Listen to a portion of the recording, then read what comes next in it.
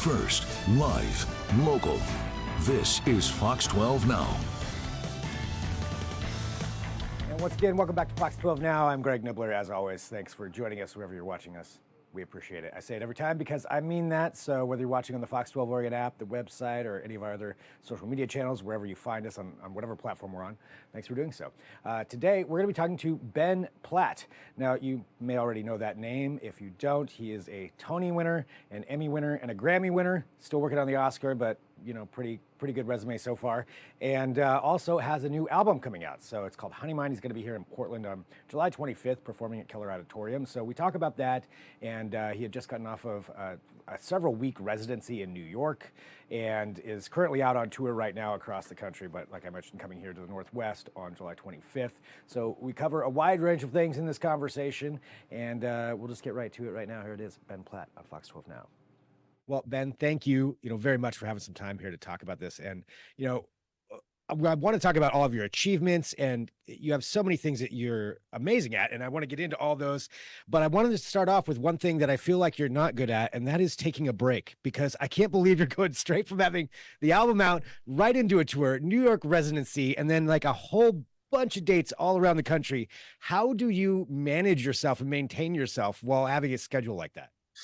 I think it's a lot about, particularly when it's performing, because as you said, it was a residency of 6 shows a week, and then now we went into the tour. I've now got a pretty good routine in terms of when I'm in a long period where I'm going to need to be singing and performing consistently.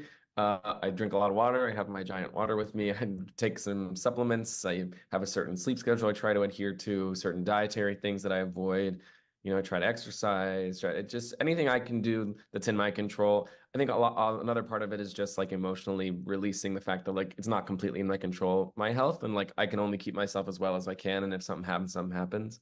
But I think just one show, one place at a time is the way that I try to approach it. So when you're going out to all of these different cities, and I mean, obviously the New York residency, that makes it a little bit easier, but although very impressive. So each city you go to, it's like, this is where I'm at right now. Try to center yourself and like just be there for that moment.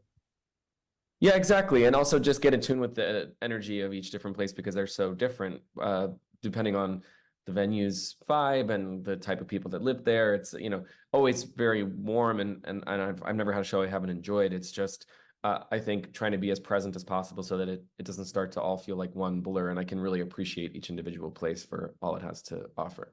Do you ever get time to go out and actually explore cities, or is it more preparing for your shows? A little bit. There's occasionally I'll have a day between where I arrive somewhere and then I have that evening free. So I would say if I explore cities, mostly I just I look on the infatuation with my fiance Noah at where the best place to eat is and eat there.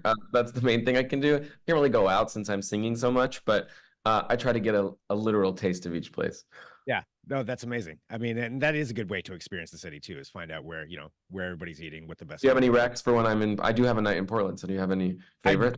I do. Depends on what kind of food you're looking for. If you have any specific style of food that you like to go towards, or is it more? I'm pretty open. I can't eat dairy because of my voice, but so Italian usually doesn't work. But I love pretty much any other kind of food. I'm open. We've got some really good restaurants here, so I'll we'll offline about it. Yeah, exactly. I'll get some recommendations over. We've got some top-notch stuff here.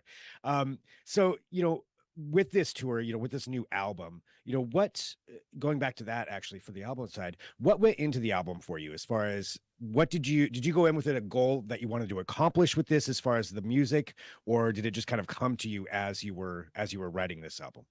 Totally. I think whenever I reach the end of a cycle and start writing for a new record, I'm always at the same place, which is like, I have no idea what else I have to say, and I'm never going to figure out something new to put out. And so I try to just write the first series of songs with no expectation of, I want to write in this style, or I want to write, with this sound, and just try to see very organically like where I'm at as a person and emotionally and what's coming out. And as I started to, put this album together, I started writing it in the spring of 22. Right from that point, a lot of the subject matter was obviously my relationship with Noah and sort of where I'm at as someone who's just turned 30 and kind of settled into myself a little more.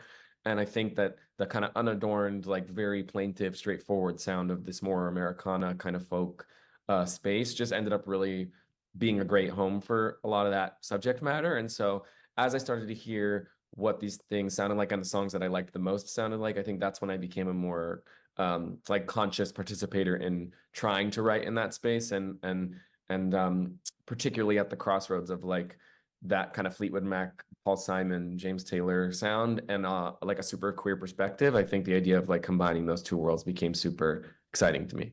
That's interesting. Were you always a fan of that era of music? Always, yeah. The only thing besides musical theater that my parents would play consistently in my home growing up was like that era of music. So I think it would spin in my blood. It's the soundtrack to a lot of my siblings like bar mitzvah and bat mitzvah montages. Like it's ingrained in our family culture. Yeah. That's awesome. Well, talking about performers too, and other performers, I know just even with this New York residency, you performed with a lot of other people too, and having a lot of guests. I was looking at it. I mean, it's pretty great guest list. Casey Musgraves, Kristen Chenoweth, Leslie Odom Jr., who's amazing. So when you do that, and you're performing with somebody else, do you do a lot of rehearsal with them beforehand, or do you keep it more natural there on stage and really just kind of feed off each other? A combination, because it was a residency, we were doing 6 a week and there was a new guest at every show. We sort of had a system in place where a week or so out, I would send, I have an amazing musical director, Chase Foster, an amazing vocal arranger named Alan Renee Lewis, who also is my background vocalist on tour with me as well. So he's on stage with me every night. And they would put together an arrangement of the song based on what me and the artist had decided we wanted to do together. So we come into the sound check, at least having heard it and gotten ourselves versed with it. But for each person, we only have about 45 minutes on the day where we rehearse together during the sound check so that they know where they're coming in and they feel comfortable with their mix and their ears. And we've at least looked at each other and sang the song and understand what we're going to do. But it does remain somewhat ephemeral and up to the moment, which I think is a really nice balance. I like to go into something prepared, but not so overly in control that I don't allow the universe to make a moment special. So I think we were sort of flying by the seat of our pants with enough of a safety net to make sure that nothing was going to crash and burn, that we found a nice middle ground. Yeah. That's, I always think that's kind of interesting just to figure out how that works, when artists collaborate like that, especially on a big stage like that, but with so many things going on, that's a lot to balance. Yeah. Another question here, just about that, about going out on tour and performing like that in front of people. For you, what is it that you would like people to take away from coming to one of your shows? Like they go to your show, what's the feeling that you want them to have when they leave? I would say first and foremost, just joy and relief and a little bit of an escape and something to take your mind off all the terrible stuff that's happening in the world. And just hopefully get to know me a little bit better. I try to impart as much as I can about my own experience and perspective, because I am an actor, so I do get to perform in other ways. And when I get to do shows as myself, to me, it's an opportunity to really get to share who I am. So hopefully you feel like we were hanging out in my living room. And I also just hope that, I tend to have a lot of people come who are real appreciators of just like vocals in general and vocalists. And I'm such a lover of singing and of music that I try to really put forward a great vocal performance each night. So I think it's a combination of just somewhere to leave your worries at the door, hear some good singing, and just get to know each other a little better. Yeah, that's great. You've got the Emmy, the Grammy, the Tony, and you perform in all kinds of different things. So do you have a preference in all of that of which avenue of performance that you prefer, or that is most natural for you? Definitely live performance is the most natural, because that's just what I grew up doing. And I think where I feel the most safe and at peace is like, whether that's in a piece of theater or my own music. I think any kind of live performance is always just my kind of go-to.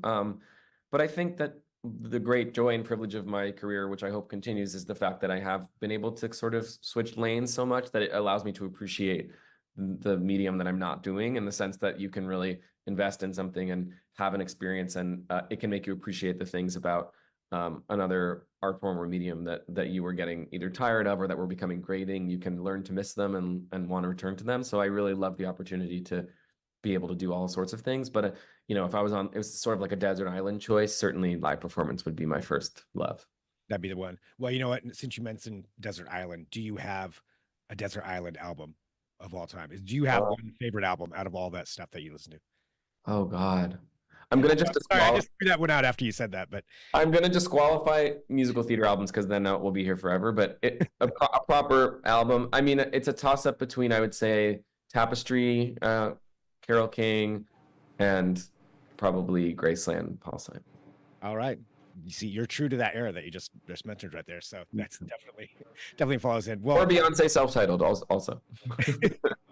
Well, thank you, so much for having some time to talk to me too, and talk to us about this, and anything that you want to let the people of Portland know here who are going to be coming out to your show.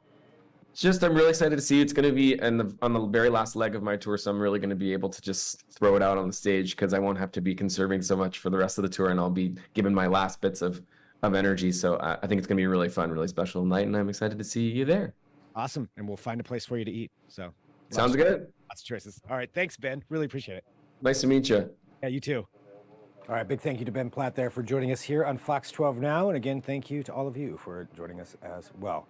So we do broadcast here throughout the afternoon, live streaming, and lots of different segments that we do cover throughout the day. You can check out all of those at kptv.com. Just click on the Fox 12 Now tab or go to the Fox 12 Oregon app, whether that's breaking news that we are here for that, throughout the afternoon, but also lots of other segments about important things that are going on in the community, deeper dives, sometimes on stories that you see on a regular news or interviews with celebrities like Ben Platt. Yesterday we had Ice Cube on. Last week we had the Impractical Jokers. So if you like celebrity interviews, we have that as well. So plenty of things to check out right there, but we'll sign off for right now. Thanks for joining us. I'm Greg Nibbler. This is Fox 12 Now.